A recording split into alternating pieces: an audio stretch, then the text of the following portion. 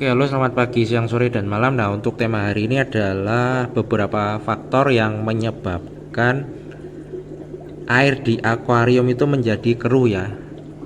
Nah, sebenarnya ada banyak faktor, tetapi di sini saya hanya menjelaskan beberapa saja. Yang pertama itu biasanya disebabkan oleh kondisi air yang belum mature. Maksud dari mature itu adalah air itu masih baru. Misalnya air itu ada di dalam keran atau di dalam tandon ya, kemudian masuk ke dalam akuarium. Nah, otomatis air itu kan belum mengalami proses apa ya, semacam yang menyebabkan kondisi air itu menjadi mature atau menjadi natural atau alami ya. Alasannya karena di situ masih belum ada bakteri baiknya. Nah, hal itu bisa menyebabkan kondisi air itu menjadi cepat keruh. Jadi kalau mau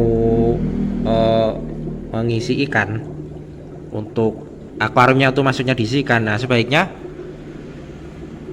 akuarium itu diisi air dulu, kemudian diendapkan dulu selama 2 sampai 3 hari atau minimal itu 24 jam agar terbentuk bakteri baik ya. Nah, nantinya bakteri baik itu dia akan yang membuat air itu menjadi jernih. Kalau mau ingin cepat bisa juga ditambah bakteri starter, atau ada juga yang mengakali dengan kayak Yakult itu ya, tetapi saya belum mencobanya. Dan menurut saya lebih baik kalau yang low budget, yang ekonominya pas-pasan ya diendapkan saja, itu lebih alami ya daripada yang pakai buatan-buatan seperti ditambah bakteri starter atau semacam Yakult. Nah, itu bisa juga, tetapi kan mungkin kurang alami kalau menurut saya. Nah, yang kedua itu biasanya substrat. Jadi substratnya itu masih baru ya. Nah, ini substrat lama, jadi dia sudah aman. Maksudnya dia tidak akan membuat kondisi air menjadi keruh. Biasanya substrat baru itu atau dasaran baru itu kan ketika langsung dicemplungin ke dalam air itu kan masih ada semacam kayak sampah ya, ampasnya ibaratnya. Nah, ampas-ampas itu kan yang menyebabkan airnya itu menjadi keruh. Misalnya kalau pasir silika itu biasanya nanti airnya menjadi putih. Kalau pasir Malang yang hitam nanti airnya menjadi kehitam-hitaman. Kalau yang merah nanti menjadi kayak merah-merah. Nah, itu karena itu tadi masih adanya ampas yang mengganggu kondisi air tersebut. Kalau ini kan pasirnya ini kan sudah apa ya, sudah lama, sudah ibaratnya sudah menyatu menjadi sesuatu yang alami.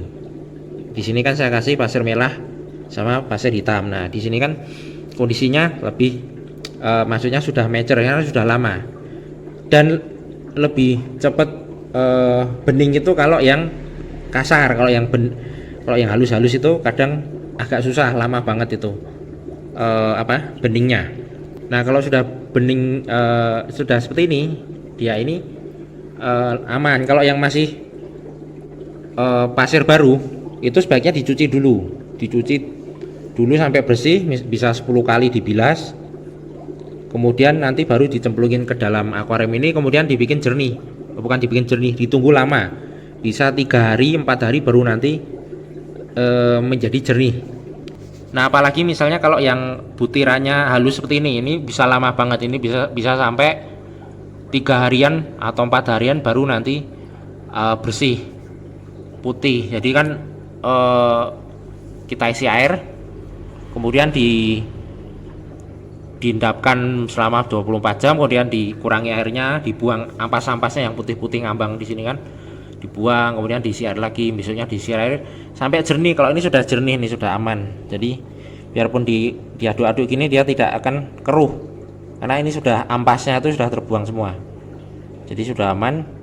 Beda kalau yang pasir masih baru itu, yang bikin keruh itu biasanya nanti ada kayak semacam santan itu, kayak putih-putih santan. Kalau pasir silika itu yang menyebabkan airnya menjadi keruh ya. Kemudian nanti di atas ini kayak pasir-pasir tapi yang tidak tenggelam, ini yang menyebabkan keruh juga.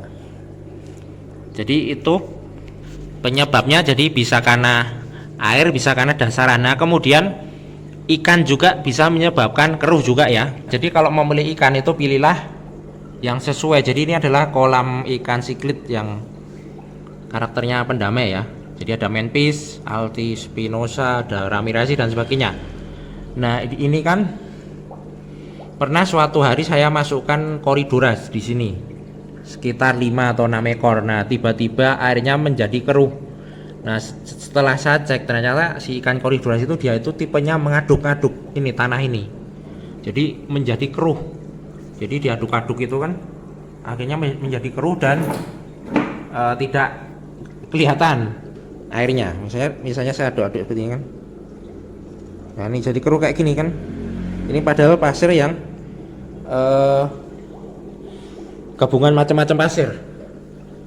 Nah sebaiknya kalau untuk ikan-ikan yang Corydoras itu jangan dikasih pasir yang halus, karena dia nanti akan mengaduk-aduk dan menjadi keruh. Contohnya seperti ini kan, diaduk-aduk. Carilah pasir yang besarnya itu minimal sebesar biji biji beras atau biji, ya intinya semacam kayak biji beras itu besarnya, bisa yang bulat, bisa yang elips. Intinya yang dia itu ketika diaduk-aduk dia tidak menggumpal di atas air itu. Ini kan campuran, ada yang halus, ada yang kasar. Jadi ketika diaduk-aduk oleh ikan Corydoras tersebut nanti akan menyebabkan keruh. Jadi misalnya kalau ikannya Corydoras, carilah yang contohnya seperti ini. Mana sih keruh?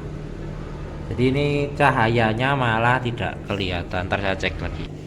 Nah ini jadi pasirnya itu yang seperti ini. Jadi tidak ada pasir-pasir kecil. Jadi ini tidak akan membuat air keruh. Jadi kalau misalnya ikannya seperti ini, tipe-tipe yang suka mengaduk-aduk tanah atau pasir atau dasaran, misalnya seperti Corydoras, Platydoras, apalagi ya, Agamisis atau apalagi, intinya yang suka mengaduk-aduk itu, carilah substrat yang seperti ini. Ini aman banget. Atau yang pasir malang yang kasar, itu juga aman banget karena tidak akan membuat air keruh. Nah contohnya pasir malang seperti ini kan kasar, ini malah tidak apa-apa untuk si ikan, untuk Corydoras tersebut, karena ketika diaduk-aduk dia tidak akan menyebabkan keruh. Jadi penyebab air keruh di akuarium itu macam-macam, bisa karena itu tadi kondisi air yang tidak bagus, atau kondisi air yang masih baru, kemudian substratnya yang masih baru, atau substratnya yang mungkin sudah terlalu banyak polusi, misalnya lama tidak disifon nanti banyak kotoran. Kemudian ikannya juga misalnya tipe yang suka mengaduk-aduk substrat yang mungkin kotorannya banyak sekali, seperti Oscar ini kan dia harus rajin sifon, karena kalau tidak rajin sifon nanti akan airnya cepat keruh. Ikan mas koki, nah kayak gitu. Jadi kita harus cek itu juga. Kemudian bagaimana solusinya ya, ketika kita perhatikan kondisi air itu, jangan sampai air baru langsung kita cemplungin ikan, itu biasanya nanti cepat keruh karena airnya belum mature. Kemudian substrat baru jangan langsung dicemplungin. Kemudian kita seleksi juga ikan apa saja yang cocok untuk, misalnya yang substrat halus itu cocoknya dikasih ikan apa. Kemudian yang substrat kasar cocoknya ikan apa. Kemudian setelah itu cek juga kondisi filter juga. Misalnya pakai filter, kalau filter kayak gini kan lebih cepat keruh, jadi kita harus cek juga. Misalnya kalau yang filter kayak gini kita harus cek juga kondisi airnya, misalnya 3 hari sekali apakah masih aman untuk ikan yang kotorannya banyak seperti Oscar ini. Jadi kita harus kuras. Kemudian kalau yang pakai filter yang seperti ini, nah dia lebih aman lagi, dia lebih lama keruhnya. Jadi kita cek juga kondisi filternya juga. Tetapi kalau kita sudah tahu tekniknya ini, biarpun pakai filter apapun kita sudah paham, maksudnya kita sudah tahu cara mengatasinya ketika atau mencegah untuk air ini menjadi keruh. Seperti ini kan hanya pakai filter spong filter ini aja airnya tetap bening. Tapi kita harus cek, misalnya kalau sudah kotorannya banyak, nah kemudian kita sifon 3 hari sekali atau seminggu sekali itu juga bisa. Kemudian kita kasih tank med yang cocok, misalnya ini kan kotorannya banyak, berarti di sini saya kasih sapu-sapu untuk membersihkan makanan-makanan sisa di sini yang kotorannya banyak itu kan. Nah, dan juga populasi ikan juga harus dijaga ya. Misalnya satu akuarium ukuran 30 cm cocoknya isinya berapa ikan? Misalnya 5 ikan saja. Jadi jangan berlebihan populasi kan, itu nanti akan menyebabkan kondisi air juga cepat keruh. Jadi ini tips atau pengalaman saya saja dalam mengelola air ini agar tidak keruh ya di akuarium. Nah, tetapi untuk penerapannya itu bebas, bisa terserah sesuai gaya si aquaris, style si aquaris masing-masing ya. Jadi hanya pengalaman pribadi saya saja, jadi tidak ada yang salah, tidak ada yang benar, selama prakteknya itu sesuai impian kita. Misalnya mau mencoba, misalnya air baru saja langsung dicemplungin juga bisa, juga pakai air baru langsung cemplungin tetap bening, nah bisa juga.